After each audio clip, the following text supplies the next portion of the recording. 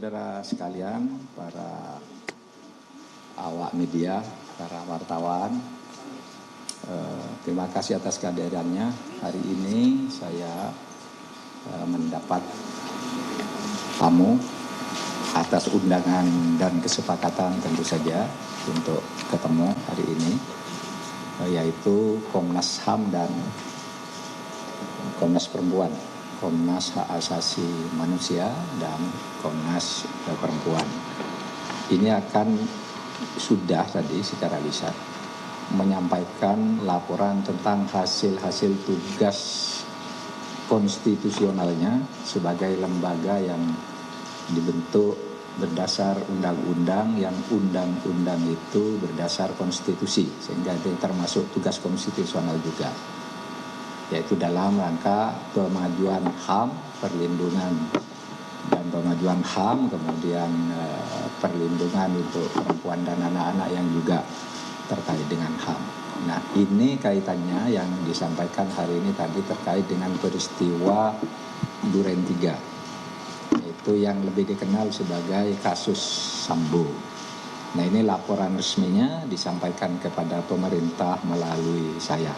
Dan untuk itu agar saudara bisa mendengar sendiri apa yang disampaikan kepada kami, saya persilahkan Ketua Komnas HAM Bapak Taufan Damanik untuk menyampaikan langsung kepada saudara. Silakan.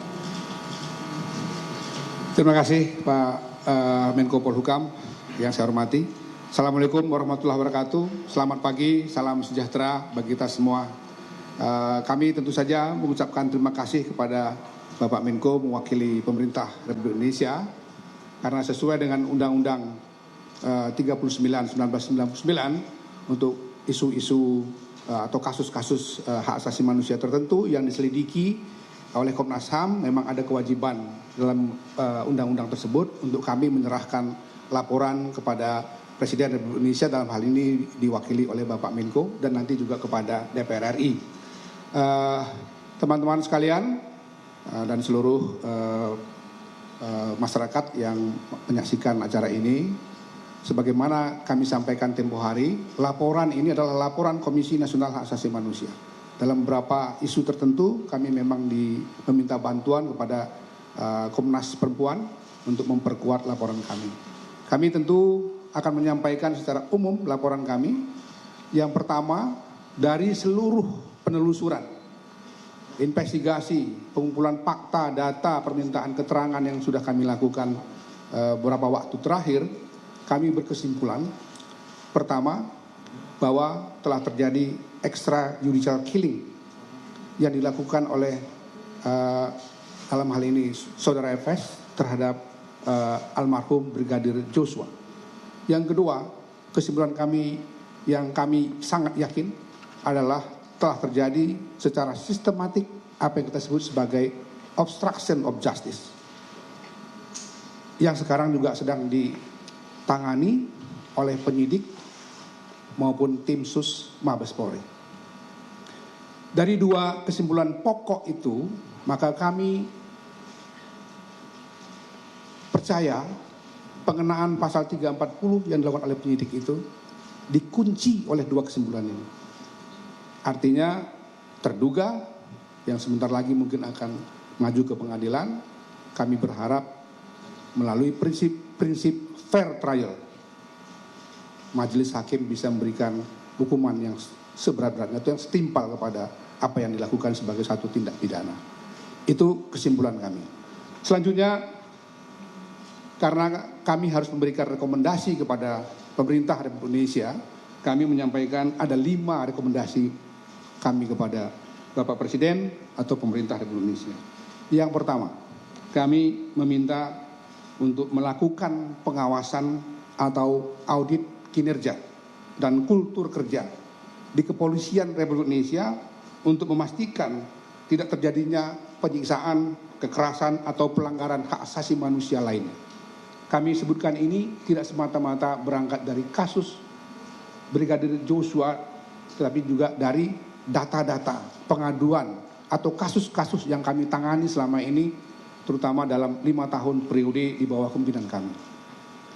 Kedua, Kami meminta kepada Bapak Presiden untuk memerintahkan Kapolri untuk menyusun suatu mekanisme pencegahan dan pengawasan berkala terkait penanganan kasus kekerasan, penyiksaan atau pelanggaran HAM lainnya yang dilakukan oleh anggota Polri. Seperti yang sekarang kita alami, anggota Polri-nya bahkan pejabat tingginya yang melakukan tindak kekerasan atau penyiksaan itu. Maka diperlukan menyusun suatu mekanisme pencegahan dan pengawasan berkala.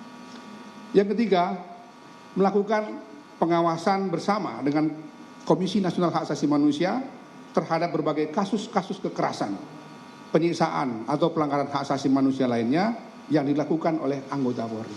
Jadi perlu ada mekanisme yang bersama antara pihak polisi dengan Komnas HAM. Keempat, mempercepat proses pembentukan Direktorat Pelayanan Perempuan dan Anak di Polri. Dan yang terakhir, memastikan infrastruktur untuk pelaksanaan undang-undang tindak pidana kekerasan seksual, termasuk kesiapan kelembagaan dan ketersediaan peraturan pelaksanaannya.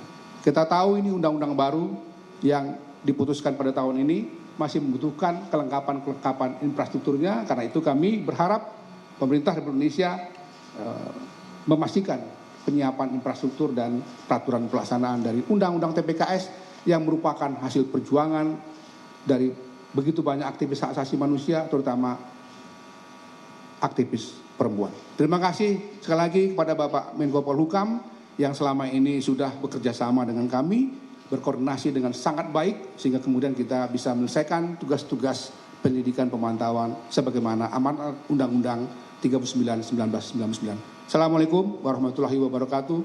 Selamat siang, salam sejahtera bagi kita semua.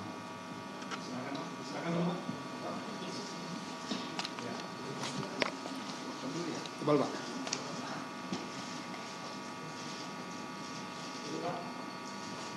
Bang, hadap sini, Pak. Terima kasih.